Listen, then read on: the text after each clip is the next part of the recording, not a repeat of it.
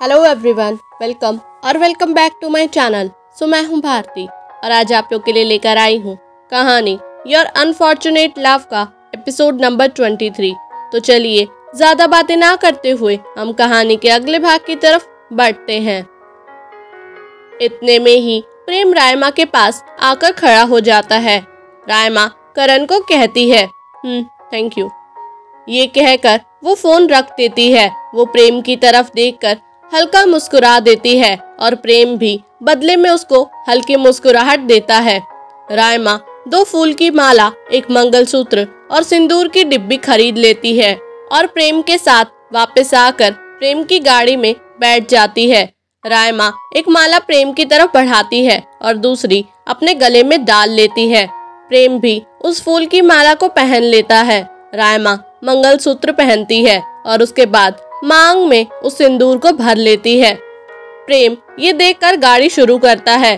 प्रेम मन ही मन सोचता है, कल रात जब मुझे तुम्हारी असलियत पता लगी थी तो तुम्हारी कहानी सुनकर दुख हुआ था मुझे, पर फिर मुझे लगा कि तुम्हें इंसाफ दिलाकर मैं क्या ही करूँगा। मेरे परिवार की इज्जत चली जाएगी ना, और इस बात से मुझे फ़र्क नहीं पड़ता, पर पैसे और बिजनेस वो तो चाहिए मुझे। मैं जानता हूँ रायमा कि तुम क्यों चाहती हो कि इस बिजनेस का कुछ हिस्सा तुम्हें भी मिले, क्योंकि आखिरकार तुम्हारे बाप का जो मेरी माँ ने उसकी मौत के बाद सब कुछ छीन लिया था।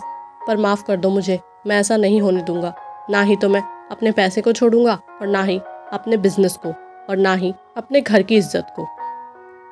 रायमा यूं तो खिड़की से बाहर देख रही थी, पर उसका दिमाग प्रेम की तरह कुछ सोचने में व्यस्त था। पागल समझा है क्या मुझे? 8 साल छोटे हो तुम मुझसे, इसका मतलब ये है कि तुम्हें 8 साल का कम अनुभव है इस दुनिया का। मैं सब जानती हूँ कि तुम मेरा साथ नहीं देने वाले हो, या तो तुम्हारे माँ बाप तुम्हें अपनी चिकनी चुपड़ी बातों में फंसा लेंगे। लेकिन अगर ऐसा नहीं भी हो पाता तो भी कोई ज़्यादा फर्क नहीं पड़ता। आखिरकार खून तो तुम उसी औरत का हो ना जिसने मुझसे मेरा सब कुछ छीन लिया। डैड के जाने के बाद वो मुझे भूल गई और उसने मेरा बिजनेस, मेरा पैसा, यहाँ तक कि मेरे डैड और मेरे डैड के हर एक आदमी और औरत पर जिन पर वो विश्वास करते थे, उन सब के साथ विश्वासघात किया। प्रेम, तुम्हारा खानदान विश्वास करने के लायक ही नहीं है। खेल हम दोनों खेल रहे हैं, बस अंतर इतना है कि तुम्हें इस खेल के सारे रूल्स नहीं पता। But you just don't worry, मैं आ गई हूँ ना। अब देखना, धीरे धीरे करके तुम्हें और तुम्हारे परिवार वालों को सब सिखा दूंगी। प्रेम की गाड़ी ओबरॉय मेंशन के बाहर आकर रुकती है। एक बड़ी सी सफेद कलर की हवेली, चारों तरफ तैनात बॉडीगार्ड्स और गार्डन में खूबसूरत फूल। रायमा जैसे ही गाड़ी से उतरती है तो वो चारों ओर देखती है। उसके चेहरे पर एक मुस्कुराहट आ जाती है। प्रेम रायमा को देखकर कहता है, सुंदर है ना मेरा घर? प्रेम की बात सुनकर रायमा कहती है, हाँ बहुत सुंदर है मेरा घर।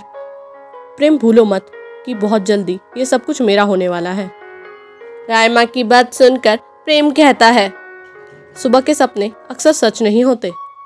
रायमा एक हल्की मुस्कुराहट के साथ प्रेम को जवाब देते हुए कहती है, सपने तो कभी पूरे नहीं होते, सुबह के हो या रात के।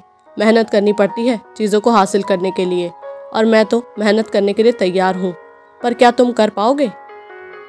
रायमा की बात सुनकर प्रेम कहता है, ये तो वक्त ही बताएगा। दोनों की आंखों में एटीट्यूड और जीतने का जुनून साफ था। दोनों घर के अंदर जाने के लिए अपने कदम आगे बढ़ाते हैं। प्रेम और रायमा दोनों घर की तरफ बढ़ने लगते हैं, लेकिन उतने में ही रायमा प्रेम को रोककर कहती है, बंदूक कहाँ है मेरी?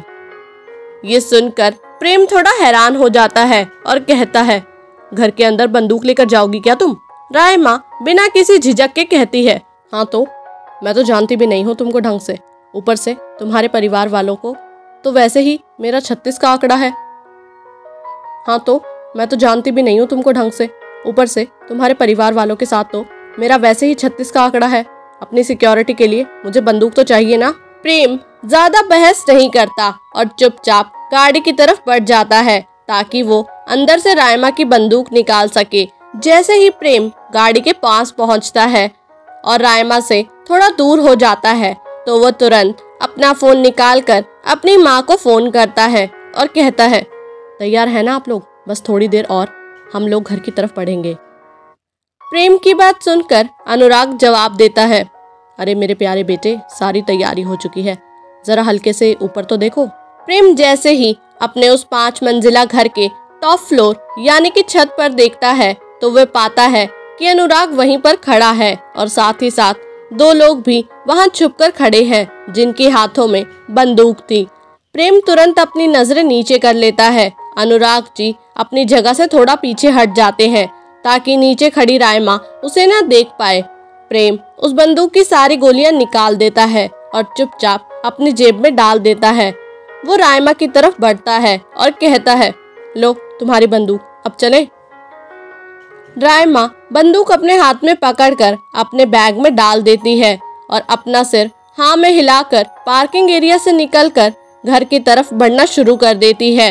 अनुराग ने ऊपर से रायमा के हर एक कदम पर अपनी नजर बना रखी थी। वो अपने साथ खड़े 2 आदमियों से कहता है, फायर। क्या रायमा बच पाएगी अनुराग के बिछाए जाल से? क्या रायमा अपना बदला ले पाएगी? जानने के लिए सुनते रहिए कहानी your unfortunate love. Thank you.